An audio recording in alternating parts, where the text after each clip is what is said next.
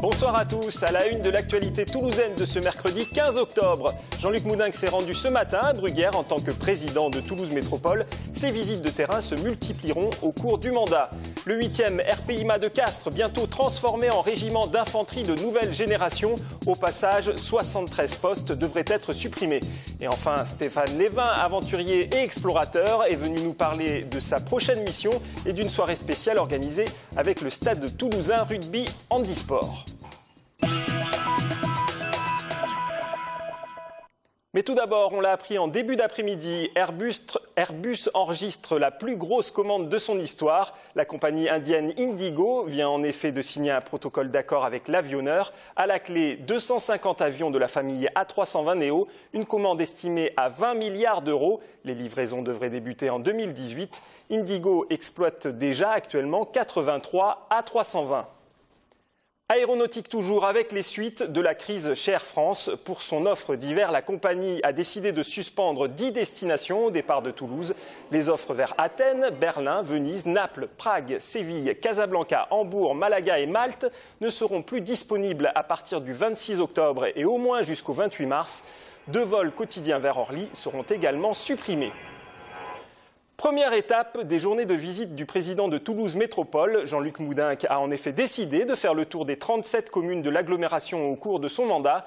Marie Larpan l'a suivi ce matin à Bruguière. Bruguière avait mis les petits plats dans les grands ce matin. Après une visite aux enfants des écoles, c'est pour un conseil municipal extraordinaire que Jean-Luc Moudenc était attendu avant de visiter un chantier métropolitain de rénovation des réseaux d'eau. Vous savez, dans les communes de la périphérie toulousaine, il y a des problèmes communs avec les problèmes de Toulouse, que je connais bien, et puis il y a des problèmes spécifiques. Et moi, je veux être au courant des spécificités, de manière à ce que le projet métropolitain que je porterai, que nous porterons, soit un projet véritablement d'intérêt général, qui entraîne tout un territoire. On a mis surtout l'accent sur l'aménagement du cœur de ville qui est piloté par Toulouse Métropole, à échéance, on va dire 2 ans. Aussi nos problématiques en matière de voirie, de stationnement, de nuisances sonores. Voilà, tout ça, ça a été évoqué lors d'un conseil municipal, on en sort. Le président a bien pris conscience des soucis que nous avions, et voilà, et je pense que maintenant, quand on parlera de Bruguière, il aura une vision peut-être un peu plus fine de notre ville. La dernière étape bruguiéroise de Jean-Luc Moudenc se tenait à la salle de spectacle du Bascala. Les représentants des associations et des entreprises de la ville en ont profité pour questionner le président de Toulouse Métropole. La question était si dans le futur proche, Toulouse Métropole engloberait la compétence culturelle. En fait, je suis directement concerné, je suis adjoint du patrimoine, donc à la médiathèque de Bruguière. Et sur cela, voilà, ça peut nous concerner parce qu'on ne sait pas ce qu'est l'avenir. En devenant métropole, c'est vrai qu'en matière de culture, en matière de sport, on va devoir y réfléchir et se positionner. Je suis favorable, effectivement, mais je ne suis pas là pour imposer mes vues à mes collègues. Je suis là pour permettre la construction d'une décision collective à 37 maires. Jean-Luc Moudenc souhaite pérenniser ses visites dans les communes de Toulouse Métropole, comme il le fait en tant que maire dans chaque quartier de la Ville Rose. Cet après-midi, Pascal Mayos, Martin Malvy et Pierre Izard ont visité le chantier de la déviation Saint-Béat-Arlos dans la vallée du Comminges. Ce contournement est aujourd'hui indispensable pour désengorger la RN 125 et Saint-Béat. Le pic de trafic peut en effet atteindre les 1000 camions par jour dans ce village. Cette déviation comprenant un tunnel et le pont d'Arlos devrait être opérationnelle en 2015. Aujourd'hui, le ministère de la Défense a présenté la liste des restructurations dans l'armée. En France, 7500 postes seront supprimés en 2015. Le centre de ravitaillement des essences de Castel-Sarrazin devrait fermer et le légendaire 8e RPIMA de Castres devrait bientôt être transformé en régiment d'infanterie de nouvelle génération. On écoute Linda Gourjade, députée socialiste de la 3e circonscription du Tarn. Cette élue est plutôt optimiste quant à l'avenir du régiment. La mauvaise nouvelle, ce serait justement que notre 8e RPIMA n'ait pas été retenu dans la nouvelle génération. Donc en fait, c'est sûr qu'il y aura des suppressions de postes, mais l'important, c'est de faire en sorte que le 8e RPIMA continue à exister sur notre territoire. En fait, c'est 73 militaires qui vont être réaffectés à l'échéance de juillet 2015. avec la suppression de la section de reconnaissance régimentaire qui était prévue avec 30 militaires. Donc en fait, la bonne nouvelle, c'est que le 8e RPIMA à Castres continuera à exister. Je n'ai jamais été inquiète puisque Yves Le Drian a plusieurs fois fait part de sa volonté de maintenir ce régiment sur Castres. Est-ce que vous pensez que ce régiment va garder son excellence? Parce qu'on sait qu'il a fait des opérations très délicates dans des endroits du monde entier. Il est reconnu, ce régiment. Est-ce que vous pensez qu'il va être à nouveau reconnu, quand bien même avec des effectifs moindres? Tout à fait, il restera reconnu et il aura les mêmes capacités, le même potentiel que ce qui était actuellement le 8e RPIMA, avec bien sûr ces suppressions de services qui n'existeront plus. Mais sur son activité proprement dite, il continuera à œuvrer. Contacté, le maire de Castres n'a pas souhaité réagir. L'explorateur toulousain Stéphane Lévin, de retour avant de se lancer dans une nouvelle mission, seul, dans des conditions extrêmes. Il organise demain soir au Radisson Blu de Blagnac la première soirée de l'exploration, une soirée de gala réalisée en partenariat avec le stade toulousain rugby handisport. Sophie Wanis l'a reçue avant-hier sur le plateau de TLT. Vous allez organiser la première soirée de l'exploration. C'est une opération d'envergure qui va être menée ici à Toulouse, une première à Toulouse. En fait, vous avez souhaité donner du temps aujourd'hui à cette association, mettre des moyens et votre notoriété au service du Toulouse handisport, handi rugby avec Pablo Neumann. Pablo, oui. Pour quelle raison ? C'est un coup de cœur, c'est une rencontre. Lors d'une soirée, d'une conférence, en fait, j'étais au moment où je rencontrais mes souffrances extrêmes dans les milieux dans lesquels j'étais.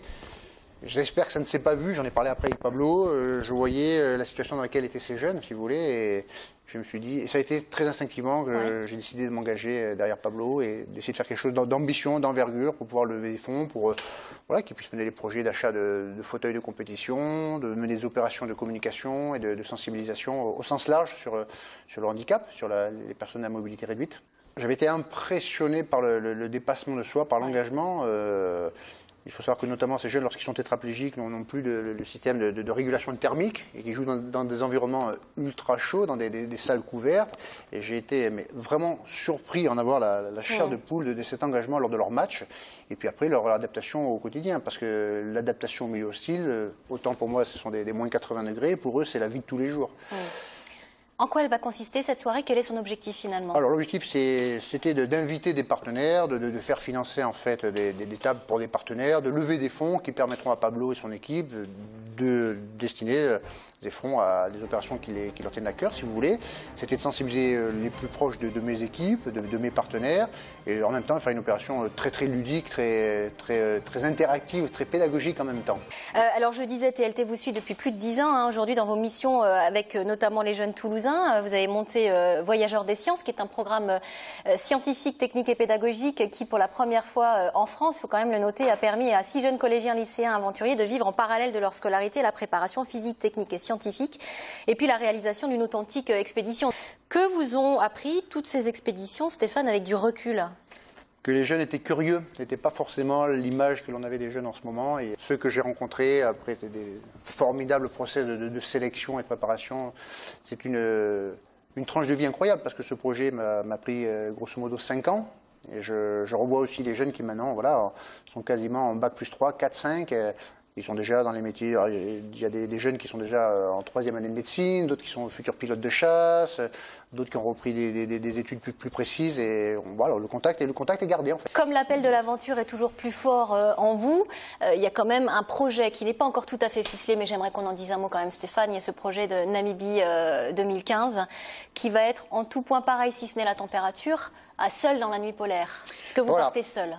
Je pars de nouveau seul, 12 ans après la nuit polaire, dans l'extrêmement froid. La mission Namib 2015, c'est un isolement en solitaire, d'ultra-endurance, de plus de 4 mois, 121 jours.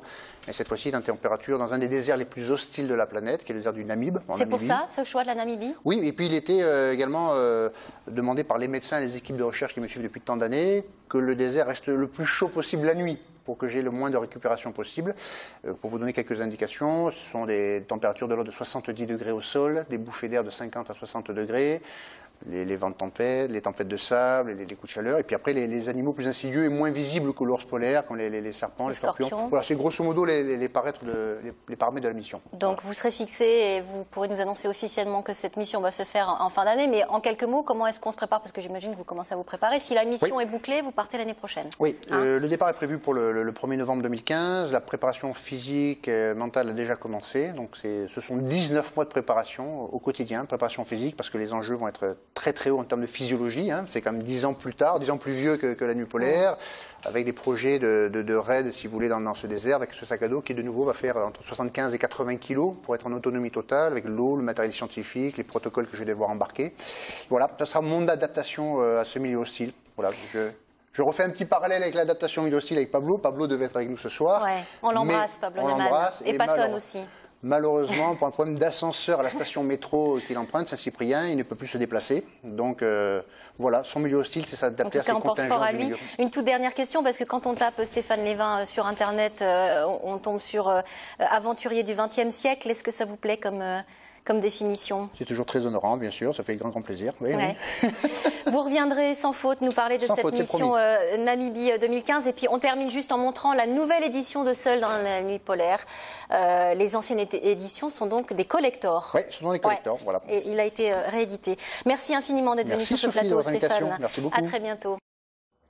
Toulouse en tête du classement des 30 villes les plus actives sur Twitter, un classement publié par e-Territoire, avec quelques 19 000 tweets enregistrés depuis l'ouverture du compte et plus de 47 500 abonnés. Toulouse maîtrise parfaitement l'art du gazouillis. Marlène Canal. Avec ses 1200 followers, Bertrand Serpe est un élu 2.0 heureux. Il tweete beaucoup sur l'innovation, le numérique, les start-up et apparemment, il ne serait pas le seul. Bien sûr, on est un certain nombre d'élus de la mairie à tweeter. Pratiquement tous d'ailleurs sont des gens qui sont accros, j'ose le dire, aux réseaux sociaux et c'est quelque chose d'important aujourd'hui et je pense que pour une ville comme Toulouse qui se veut en point, on est en pleine labellisation French Tech, qui se fait en pleine expansion dans le numérique, c'est très important. Une manière d'informer, de donner des rendez-vous, de prendre la température auprès d'un public jeune, notamment sur l'action municipale. C'est une véritable stratégie des réseaux sociaux qui a été mise en place, et ce dès la campagne de Jean-Luc Moudinque pour les municipales. Aujourd'hui, il s'agit d'obtenir le label French Tech. C'est un label national qui est délivré par le ministère de l'Industrie et auquel la métropole toulousaine est bien sûr candidate et nous sommes aujourd'hui même en pleine visite de la délégation parisienne pour cette labellisation French Tech et ça c'est le point de départ, dirais-je, de la suite. La suite c'est quoi? C'est la Smart City, c'est aussi la ville intelligente et la ville connectée sur quoi nous travaillons et nous allons commencer à travailler avec la métropole puisqu'une délibération est passée il y a quelques semaines donc en conseil de communauté et c'est comment penser la ville de demain pour les Toulousains. Preuve de l'engagement des Toulousains pour les réseaux sociaux, le site toulouse.fr a vu son trafic et sa fréquentation augmenter de près de 30% depuis la mise en place de cette stratégie. Excellente soirée à tous.